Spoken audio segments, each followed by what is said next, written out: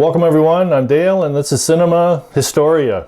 A struggling Scotland Yard, gang robberies, and a French inspector sent to assist. This week we're going back to 1968 for a British comedy film called Inspector Clouseau, starring Alan Arkin, Frank Finlay, Barry Foster, Patrick Cargill, and Delia Baccardo. And this is directed by Bud Yorkin. So where does our story begin this week? Well, our story begins in London's Scotland Yard. Sir Charles Braithwaite, played by Patrick Cargill, Commissioner for Scotland Yard, is struggling to solve an organized crime case. A gang has been performing robberies across Europe, including £2.5 million from a great train robbery. Thinking this money will be used as operating capital for a more ambitious crime, England's Prime Minister decides to request outside help to solve the case. After a failing third inspector in charge of the operation in the past 6 months and being insulted by the press, French Inspector Jacques Clouseau, played by Alan Arkin, is the one sent to assist. Sir Charles meets with Clouseau and briefs him on the case. 3 suspects were in custody, but 2, Frenchie Lebec and Stephen Frey, escaped, leaving only 1, Addison Steele, played by Barry Foster, still at HM prison. Clouseau leaves to question Steele, but Sir Charles warns him not to trust anyone, including those in Scotland Yard, as he suspects there is a traitor amongst their ranks. Upon interviewing Steele, he tells Clouseau that he does not know who the leader of the gang is, but he only knows him by the name of Johnny Rainbow. Tricking the guards and using a hot towel with chloroform to subdue Clouseau, Steele escapes custody. Clouseau returns to Scotland Yard, where Superintendent Weaver, played by Frank Finlay, gives Clouseau some experimental disguised weapons that should help him with his investigation. After Clouseau accidentally kills Frenchie, much to the upset of the gang, they make an attempt to try food poisoning. Failing with food poisoning, Clouseau is seduced at the Tudor Arms Inn by 2 beautiful women and eventually passes out. They in turn pour rubber on his face, which they use to make a mold of the inspector's likeness. So, does Johnny Rainbow's gang plan on robbing 13 Swiss banks at once using Clouseau's likeness? Does Scotland Yard have a traitor on the inside working against him? Or does Clouseau find help with a beautiful maid named Lisa and solve the case? And no, I'm not putting this movie ahead of the Pink Panther movies that Peter Sellers made, but it is still a pretty good effort, and here's what the critics had to say. Variety praised the film as lively, entertaining, and episodic story of bank robbers. Good scripting, better acting, and top-notch direction get most out of the material. The Monthly Film Bulletin wrote, though it moves at a fast enough pace, it works largely due to Alan Arkin's performance as Clouseau, which emerges as a hilarious blend of Buster Keaton and Peter Sellers. Roger Ebert states, Inspector Clouseau has flashes of really good humor that are marooned in long stretches of small cheer. And I totally agree.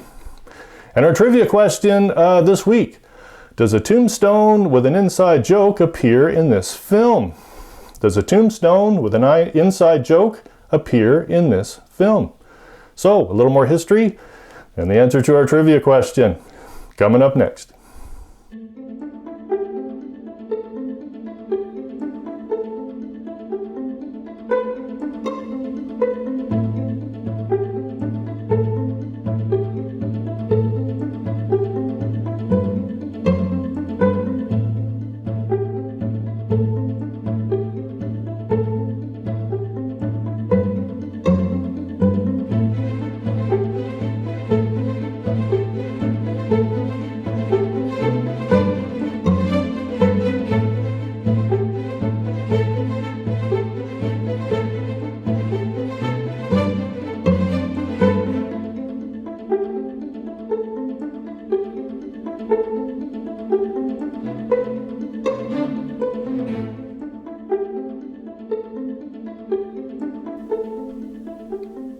So in our film, there is a car chase. Yes, Clouseau is driving a yellow Lotus and he's chasing an amphicar.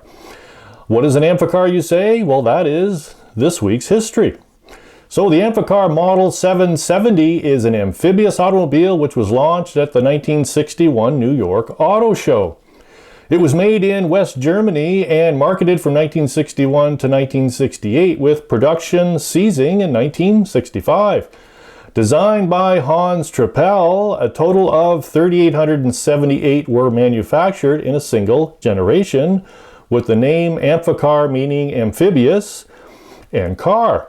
3,046 Amphicars were imported into the United States between 1961 and 1967, being the only amphibious passenger automobile ever to be mass-produced. The Amphicar uses a rear-engine, four-cylinder British-built Triumph Herald motor, producing 43 horsepower. All Amphicars are convertibles, and civilian models were originally offered in four colors: beach sand white, regatta red, lagoon blue, and fjord green. The Amphicar has a top speed of 7 miles per hour on water and 70 miles per hour on land, hence dubbed the Model 770. The Amphicar is moved in the water by its twin nylon propellers. The land transmission is a 4-speed plus reverse unit, and the water transmission is a 2-speed offering single forward and reverse gears. When new, the Amphicar sold for between $2,800 and $3,300 depending on the year. No 1968 Amphicars were imported into the USA, and this was because in 1968 the US government's EPA and DOT regulations went into effect. This caused a major financial disaster for the Amphicar Corporation, since the USA represented 90% of sales. The Berlin factory closed for good in 1968, and remaining inventory of unused parts was eventually sold to Hugh Gordon of Santa Fe Springs, California, which remains the Amphicar owner's primary source for spare parts.